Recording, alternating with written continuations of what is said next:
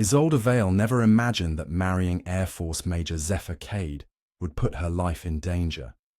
What started as a perfect marriage built on trust and admiration unraveled into a deadly game of secrets, lies, and betrayal. When Isolde uncovered a hidden scandal that threatened to destroy not just her husband, but an entire web of corruption, she became a target. Now, trapped in a house with a man willing to kill to protect his secrets, she had only one choice: fight to survive or become his next victim. Major Zephyr Calloway had always been a man of discipline. His career in the Air Force was marked by excellence, loyalty, and an unwavering commitment to duty. He carried himself with the authority of someone who had spent years enforcing order, both in the military and in his personal life. Those who knew him respected his strong leadership, his precision in decision-making, and his ability to handle pressure. To the outside world, he was the ideal officer: calm, collected, and honorable. His reputation was spotless, and his colleagues often spoke of him as a man who could be trusted with the most sensitive missions. At home, Zephyr's life appeared just as controlled. His wife, Isolde Calloway, was intelligent, graceful, and deeply admired by those who knew her. She had a quiet strength, one that made her a perfect partner for a man of Zephyr's stature. They lived in a well-kept house just outside the base, surrounded by a life that many would envy. Their marriage, at least from an outsider's perspective, seemed harmonious. They attended social events together, shared warm smiles in public, and carried the image of a couple who had built a strong foundation together. But underneath the surface, Isolde had begun to notice things that didn't quite add up. Zephyr was always careful about what he shared regarding his family. Unlike most people who spoke about their childhoods, their parents, and their upbringing, Zephyr only provided vague details. Isolde had once asked him about his father, only to receive an abrupt response that made it clear he didn't want to discuss it. She let it go at first, believing that perhaps there were painful memories he didn't wish to relive. But as time passed, the inconsistencies in his stories became harder to ignore. Old photographs of his family were scarce, and the few that existed seemed carefully selected. There were no candid shots, no childhood pictures of Zephyr playing in the yard or celebrating birthdays.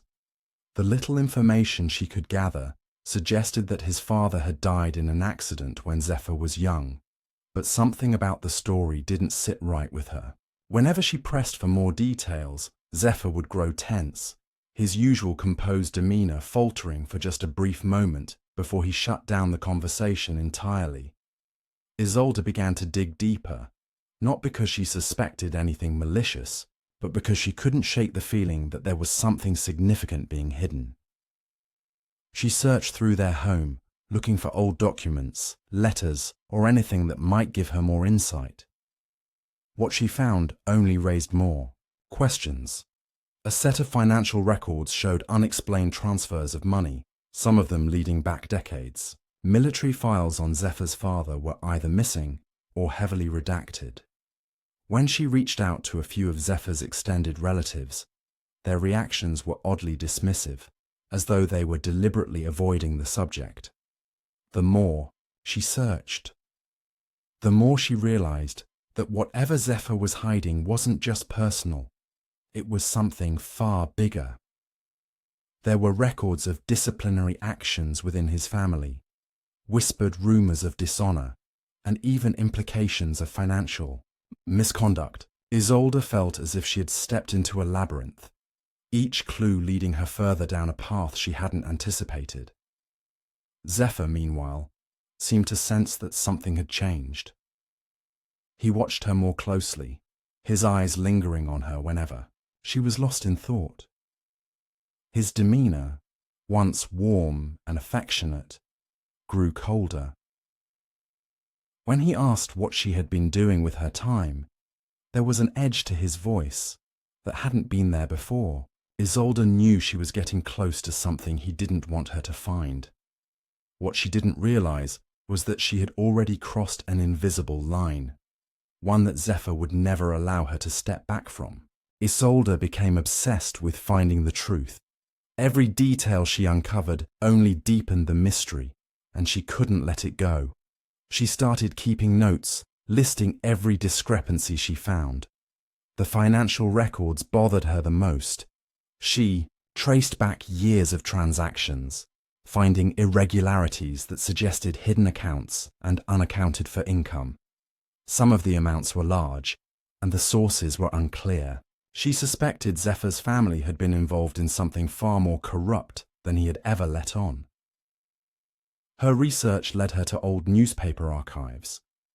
She combed through articles about military investigations, dishonorable discharges, and financial scandals, looking for anything that might connect to Zephyr's family. That was when she found the first real clue.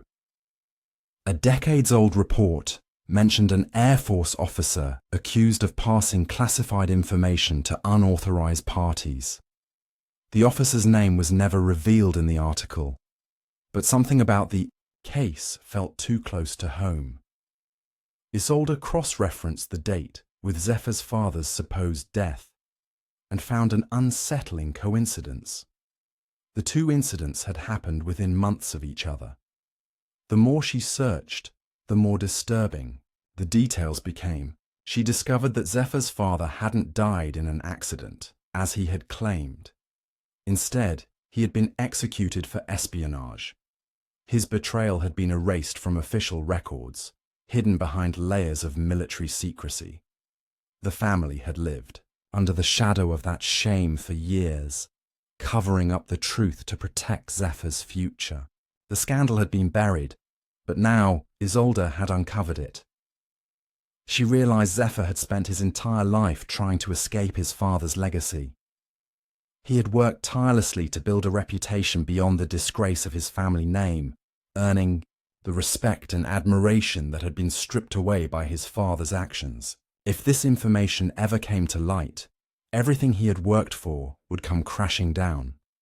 His career, his standing in the Air Force, and his entire identity rested on a foundation of carefully constructed lies. Isolde felt an uneasy mix of emotions. She understood why Zephyr had hidden the truth, but she also knew that he had deliberately deceived her. She had married him believing he was a man of integrity, only to realize that he had spent years lying about his past. The trust between them was broken. She could no longer look at him without wondering what else he had kept from her. She decided she needed help. The more she uncovered, the more she felt like she was in danger. She reached out to a journalist, Delano Grayson, who had a reputation for exposing corruption. Without revealing too many details, she hinted at what she had found. Delano was immediately intrigued and asked for more information. Isolde hesitated, but agreed to send him some of the documents she had collected. At the same time, she contacted a lawyer. If Zephyr was willing to go to such great lengths to keep this secret, she needed to be prepared for whatever he might do next. She had no intention of keeping quiet, but she also knew she couldn't be reckless. She needed to move carefully, ensuring that she had the right people on her side before she made any public accusations. Zephyr, however, had already noticed a change in her behavior. He watched her more closely, growing suspicious of her every move.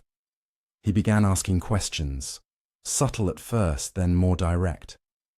He checked her phone when she left it unattended, scanned through her computer files, and even started following her when she left the house. Isolde felt the weight of his scrutiny, but she refused to back down. One evening, she returned home to find Zephyr already inside, sitting in the dark, waiting for her. He didn't say anything. He just stared at her, his expression unreadable. In that moment, she knew he had figured it out. He knew what she had done, and now there was no turning back. Isolde's heart pounded as she stood frozen in the doorway. her eyes locking with Zephyr's. The darkness of the room made his silhouette appear more menacing, and she could feel the tension pressing down on her like an invisible force. She had known this moment was coming, but she hadn't expected it to arrive so soon. He had figured out that she had been digging into his past, and now she was trapped. She forced herself to move, stepping further into the house as if nothing was wrong. She could feel his gaze following her, studying her every movement. The air between them was thick with unspoken words. She knew that any wrong step could push him over the edge.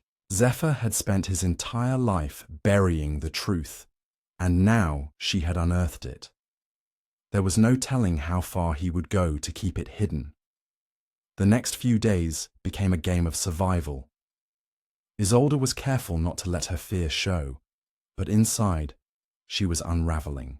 Zephyr became more controlling, watching her every move, questioning her about where she had been, who she had spoken to. She could see the change in him. His usual calculated composure was slipping. He was on edge, paranoid, his patience wearing thin. She knew she needed to act fast. Delano Grayson, the journalist she had contacted, was expecting more documents. She had planned to meet him in person to hand over the rest of the files, but now, with Zephyr watching her so closely, it was too dangerous. Instead, she decided to send the files through an encrypted email. She gathered everything she had, scanning documents late at night while Zephyr slept. She triple-checked her messages before hitting send, making sure there were no traces that could lead back to her. As she worked, an eerie feeling settled over her, as if someone was watching. She glanced at the darkened hallway, her breath catching as she swore she saw a shadow move. But when she checked, there was nothing. Just her paranoia playing tricks on her, she told herself. But the feeling never went away. The morning after she sent the email, she woke to find her laptop missing. Her stomach dropped. She searched the entire house, but it was gone. Her files, her notes, everything she had collected, had been on that laptop. Zephyr didn't say a word about it, but she saw the confirmation in his eyes. He had taken it, and if he had found her files, then he knew exactly what she had done. Fear gripped her, but she refused to let it show. She carried on as if nothing had changed, pretending not to notice the way he watched her even more closely now. But she knew she was running out of time. Delano had the files now, but she had no way of knowing if he had received them before Zephyr had intercepted her laptop. If the files never made it to him, then she had nothing left to protect herself. She decided to leave. She would pack a small bag, take only what was necessary, and disappear before Zephyr could stop her. But when she went to retrieve her car keys, they were gone. She checked every drawer, every pocket, but they had vanished. Her phone was also missing. Panic clawed at her chest as the realization hit her.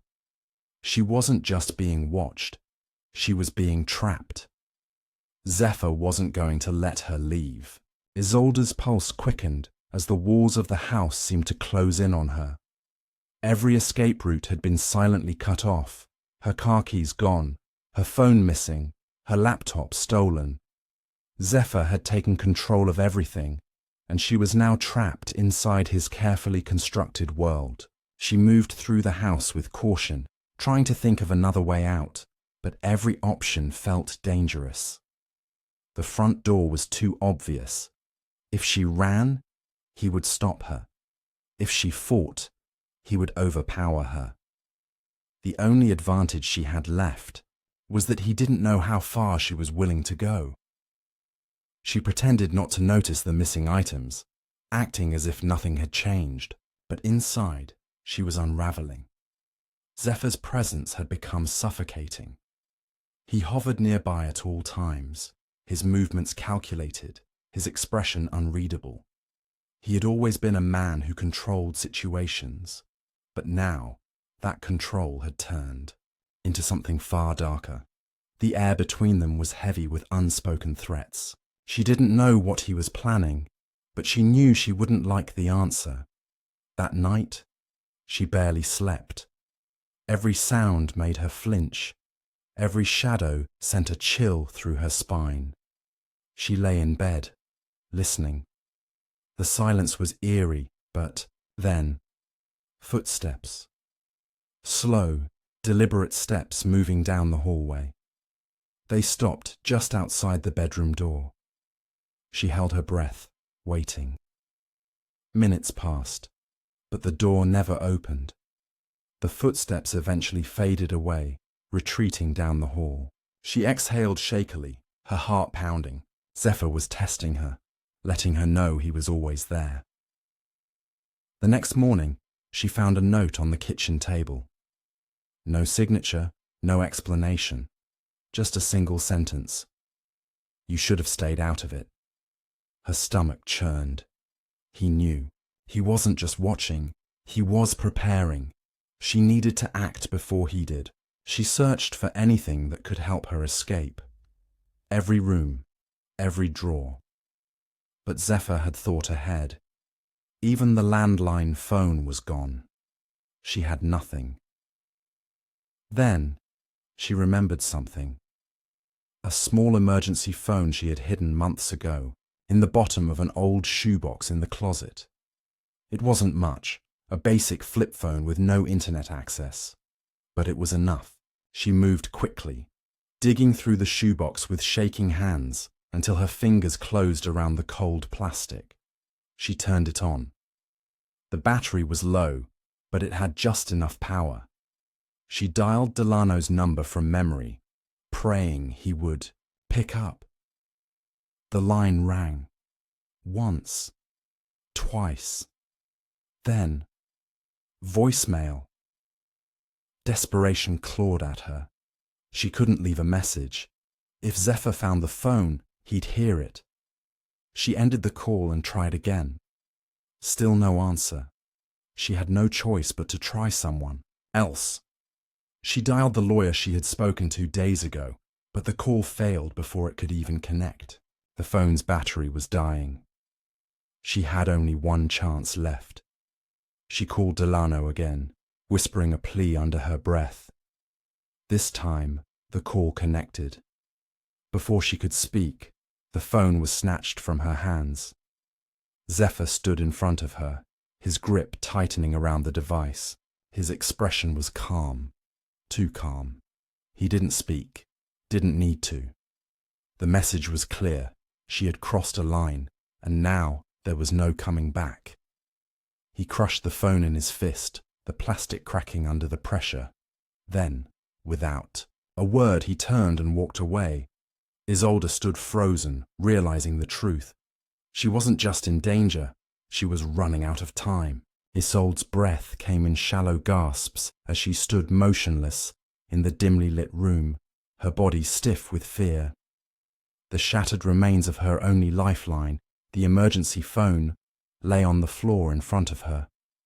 Zephyr had walked away without a word, but his silence was more terrifying than any threat he could have spoken. It meant he had already decided what he was going to do. She had no way to reach anyone now. Delano had her files, but there was no guarantee he had seen them in time. Even if he had, it wouldn't matter if she didn't survive long enough for the truth to come out. Zephyr wasn't going to let her leave. Not alive. She needed to move. She needed to get out before he struck first. Every second that passed brought her closer to whatever fate he had planned. She crept toward the bedroom, her mind racing for an escape route. The windows were an option, but if he heard her breaking the glass, it would be over. The back door, locked. She could try running, but he would catch her before she even made it off the property. A sound behind her sent ice through her veins. Footsteps, heavy, slow, approaching. She turned just as Zephyr appeared in the doorway, his expression unreadable. There was something in his hand, a length of rope. He stepped closer, his movements deliberate. Isolde backed away instinctively, but there was nowhere to go. The walls of the house felt like they were closing in. Her heartbeat thundered in her ears. Then, in a split-second decision, she lunged, not away from him, but toward him. She caught him off guard, shoving past him with all her strength. He stumbled, cursing as she bolted down the hall. Her bare feet barely made a sound as she sprinted toward the front door. She reached for the lock, her fingers fumbling in her panic. But before she could twist it open, an iron grip yanked her backward. She hit the floor hard, the impact knocking the air from her lungs. Pain shot through her body, but she had no time to recover. Zephyr was on her in an instant, pinning her down, his hand wrapped around her throat, squeezing just enough to make her vision blur. Isolde clawed at his arms, thrashing beneath him, but he was too strong.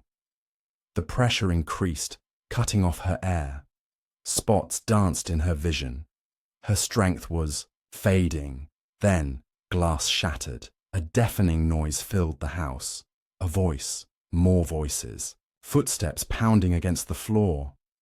Zephyr's grip loosened just enough for Isolde to suck in a desperate breath. Then, suddenly, he was yanked off her. She coughed, gasping for air, her vision clearing just in time to see uniformed officers, dragging Zephyr to the ground. A familiar face appeared above her. Delano. He was saying something, but her ears were ringing too loudly to make out the words. She was alive. In the days that followed, the full extent of Zephyr's crimes came to light. Delano had received the files just in time and alerted the authorities. Investigators uncovered more than just financial corruption. The scandal stretched back decades, implicating powerful figures within the military. Zephyr had killed before to keep those secrets buried, and he had been prepared to do it again. But Isolde had survived. She had exposed the truth. And Zephyr, once a highly respected Air Force major, was now facing life in prison. The secrets he had tried so hard to protect had finally been brought into the light.